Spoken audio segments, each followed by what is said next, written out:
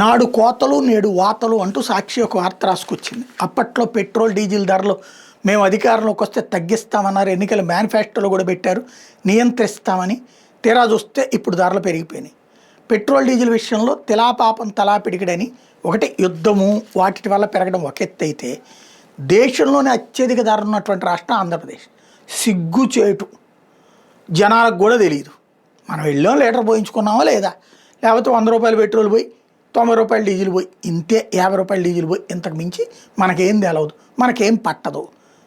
భారతదేశంలో పక్కన తెలంగాణలో మనకంటే 3 రూపాయలు తక్కువ, ఆ పక్కన ఉన్న రాష్ట్రంలో ఇంకా తక్కువ.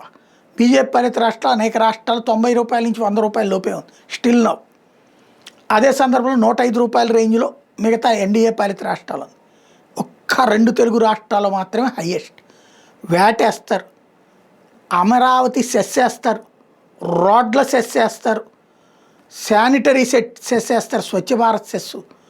ఈ సెస్సులతో మనకి సుస్సు పోయిస్తుంటారు. ఓవరాల్గా ధరలు పెరగడం తప్ప తగ్గడం ఉండదు. జగన్ చంద్రబాబుని బాదుడని 2019లో నేను వస్తే తగ్గిస్తానన్నాడు. పెట్రోల్ డీజిల్ తగ్గించకపోగా అమరావతిని 3 రాజధానులు అని చెప్పినోడు ఆ వసూలు మాత్రం ఆపల, అవి మళ్ళీ చేసుకున్నాడు.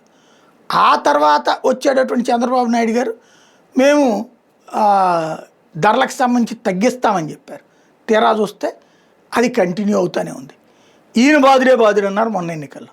చివరికి జనానికి బాదుడు, మాటల్లో మాత్రం జోగుడు అనమాట.